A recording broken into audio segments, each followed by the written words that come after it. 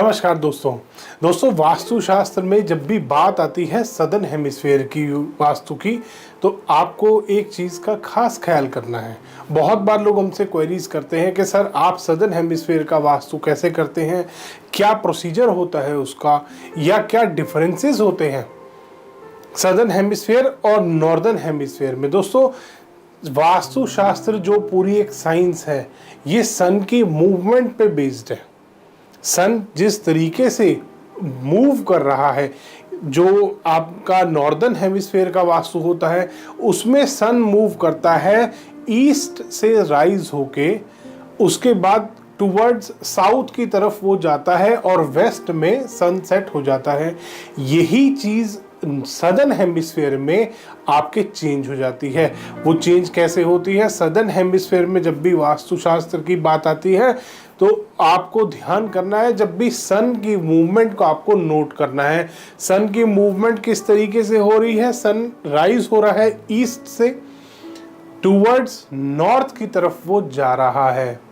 सन उत्तर दिशा की तरफ घूमते हुए आपका पश्चिम दिशा में सनसेट हो रहा है। इस तरीके से वास्तुशास्त्र में डिफरेंस आता है दोस्तों, नॉर्दर्न हेमिस्फेयर में और सदर्न हेमिस्फेयर में। इसी तरीके से जो कि आपके बहुत सारी जो डायरेक्शंस की प्रॉपर्टीज़ हैं वो भी बदल जाती है, क्योंकि सदर्न हेमिस्फेयर और नॉर्दर्न हेमिस्फेयर में सन का मूवमेंट बदल रहा है। बहुत सारे और भी, जैसे ज्योग्राफिकल लोकेशन क्या एक फैक्टर आता है, एक आता है वहाँ की टोपोग्राफी का फैक्टर। इसी तरीके से बहुत सारे और भी फैक्टर्स आते हैं वास्तु की जब आप बात करते हैं, स्पेशली साइंटिफिक वास्तु की। बहुत बार लोग पूछते हैं कि साइंटिफिक वास्तु या ऑस्ट्रेलिया में या सदर्न हेमिस्फेयर के किसी भी कंट्री में आप वास्तु कर रहे हैं तो वो किस तरीके से ठीक है। दोस्तों, सदर्न हेमिस्फेयर में रह के ऑस्ट्रेलिया में, न्यूजीलैंड में, अलग अलग जगहों पे 3-4 साल में ऑस्ट्रेलिया में रहा, 2 साल में न्यूजीलैंड में रहा। वहाँ रह के मैंने इन चीज़ों को स्टडी किया, डिफरेंट केस स्टडीज़ ली। वहाँ पे वास्तु वाले जो वास्तु कर रहे हैं, बहुत सारे वास्तु कंसल्टेंट हैं जो कि नॉर्दर्न हेमिस्फेयर का वास्तु अप्लाई कर रहे हैं।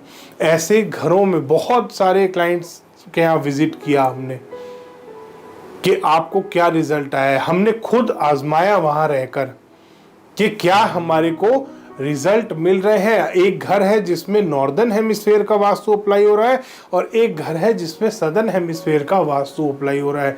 दोस्तों, जो हमें रिजल्ट मिले वो 100% रिजल्ट मिले जिन घरों में सदर्न हेमिस्फेयर का वास्तु अप्लाई हो रहा था, उन घरों के लिए बहुत ही ज़्यादा वो फायदेमंद हो रहा था, क्योंकि जो आसपास का एनवायरनमेंट है वो चेंज हो गया, सन की मूवमेंट चेंज हो गई, एयर सर्कुलेशन की डायरेक्शन चेंज हो गई। तो इसीलिए दोस्तों नॉर्दर्न हेमिस्फेयर और सदर्न हेमिस्फेयर का वास्तु डिफरेंट होता है।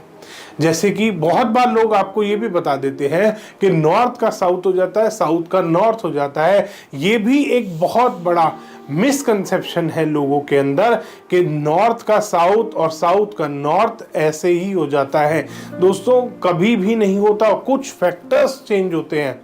इसीलिए कहते हैं कि सदर्न हेमिस्फेयर में, जब भी सदर्न हेमिस्फेयर में आप जाते हैं, आपका वास्तु लगभग 22% के करीब ही चेंज होता है। इससे ज़्यादा वास्तु नहीं बदलता। कुछ फैक्टर्स, वो डायरेक्शन के फैक्टर्स ज़रूर बदलते हैं।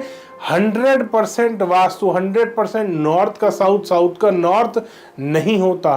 फैक्टर्स बदलते हैं, कुछ प्रॉपर्टीज चेंज होती हैं डायरेक्शन की, कुछ प्रॉपर्टीज सेम भी रहती हैं। इसीलिए सदर्न हेमिस्फेयर में जब भी आप नॉर्दर्न हेमिस्फेयर का वास्तु अप्लाई करते हैं वो आपको रिजल्ट नहीं देता। फिर वो लोग परेशान होते हैं, फिर वो ऑनलाइन रिसर्च करते हैं कि क्या हुआ, क्यों हमारा वास्तु फेल हुआ, क्यों हमारे को वास्तु करने के बाद भी रिजल्ट्स नहीं मिले। इसीलिए अगली बार अगर आप भी सदर्न हेमिस्फेयर में वास्तु करा रहे हैं तो इन चीज़ों का बहुत ध्यान रखें, क्योंकि नॉर्दर्न हेमिस्फेयर और इक्वेटर और सदर्न हेमिस्फेयर, ये तीनों हेमिस्फेयरों का, इक्वेटर के आसपास का वास्तु भी बहुत को फैक्टर्स बदलते हैं। लगभग 10 से 12% वास्तु चेंज होता है जो कंट्रीज इक्वेटर पे आ रहे हैं, स्पेशली इक्वेटर की लाइन के आसपास। धन्यवाद दोस्तों, वीडियो पसंद आया हो तो इसको लाइक करें, शेयर करें और चैनल को सब्सक्राइब करना ना भूलें।